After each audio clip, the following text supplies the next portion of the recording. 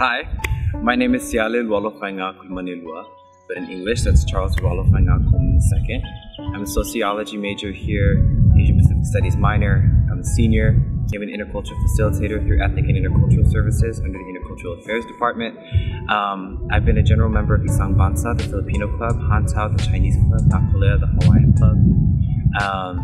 I joined Delta Sigma Phi fraternity in the spring of my first year.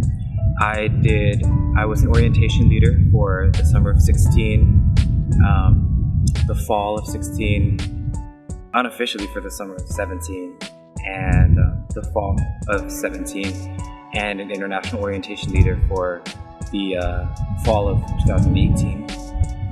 I studied abroad in Madrid, Spain. I'm now a part of ASLMU. I'm the president.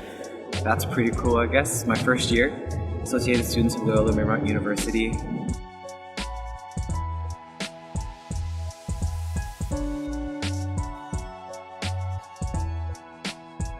Say yes and be open. That would be my advice. Say yes to every opportunity that comes your way. Try not to think of things so narrowly. A lot of times through what you might hear from others who are in college, or maybe what you might see on the media, it'll portray what college is supposed to be like or what your experience will be like.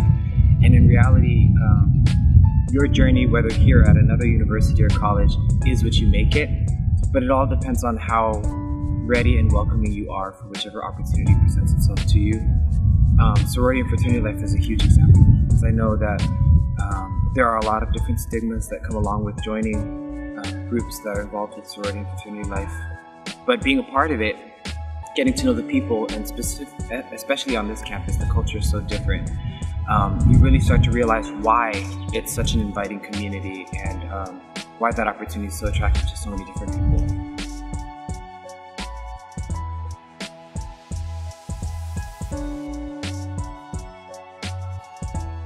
When I pledged, I worked 3 jobs. I was a part of 7 different organizations. I coordinated 2 large events on campus, and I was traveling. And I still ended up with over 3.0. I don't know how, but somehow. But yeah, so got in, but even when I was initiated, I didn't really understand what I had joined.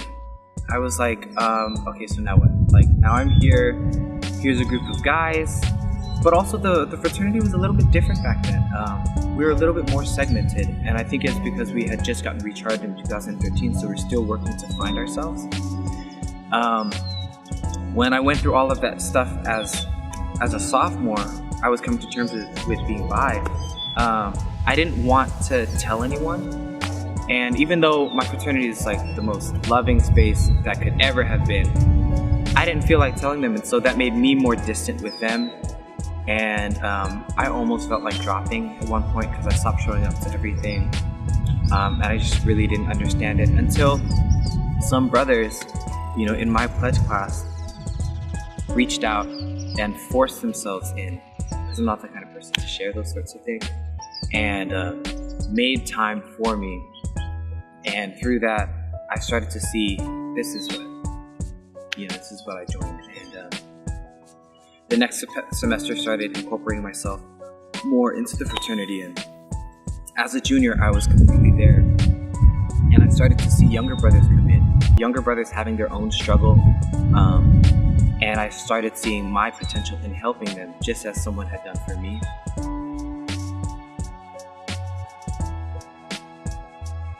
Campus has been the biggest thing that has shaped my experience at LMU. Because it's so specific to LMU. This past year, being the student body president, I've met over 500 different universities across the states. And LMU has a very distinctive culture that's in many ways light years ahead of many other colleges and universities. Not only in terms of its diversity and inclusive efforts, but also the ways in which it embraces its students and it supports them, ups and downs, and sometimes there are low points. For me, that was my sophomore year.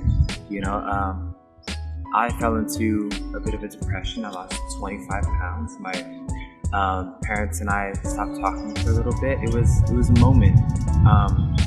But that's really where the culture of LMU started to become more and more highlighted to me. There were professors that reached out to help. My mentor at work, Henry Ward, realized that I wasn't showing up, and that's really where I started to fall in love with LMU. It shaped my experience because it humbled me in such a way that a lot of, what I had hoped to do in becoming the president this year was not to be put on a pedestal for others to look up to, but rather to be a foundation for others to stand on when they need.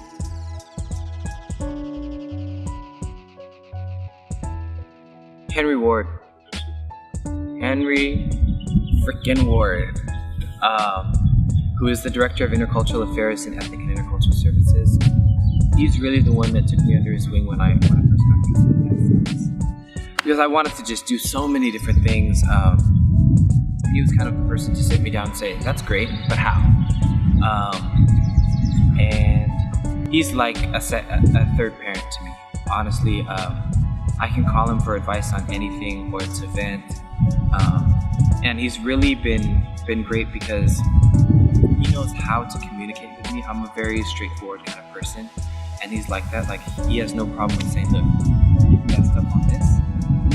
You need to do this to move forward."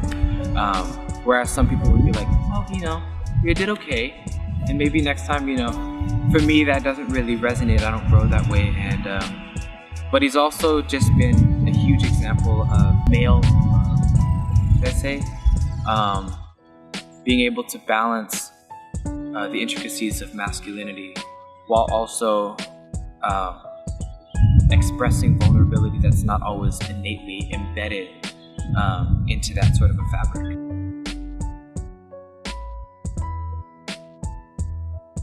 I think with Brenda and I have to attribute a lot of the credit to Brenda as well, because it's not just me, Brenda, my team, everyone. I think what we did a really great job of doing this year was bringing back intentionality into ASLMU, and a lot of heart and a lot of spirit. It's not something that I would say is the most tangible. I could give you tangible examples of accomplishments and list those as well. But I think we've successfully created, fostered an environment in ASLMU that is not only operating in the public sphere with the programming and the large events that we put on, but also privately really working to create institutional and systemic change.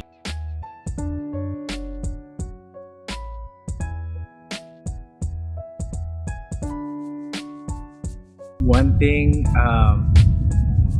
music. I love singing. I love playing the guitar. And that's really, really helped, because the nice thing about that is you can do it anywhere. I don't have to take an instrument. The instrument's right here. So if I were stressed or whatever, even in the library, I'd just go into a study room and sing. Or I love coming to the chapel sometimes late at night. The acoustics in there are awesome. And just jamming for a little bit. The LMU Fed song. Hear the chapel bells implore us, turn our thoughts to LMU. Sing with us in joyful chorus, hail the crimson and the blue. How do I know that? I don't even know.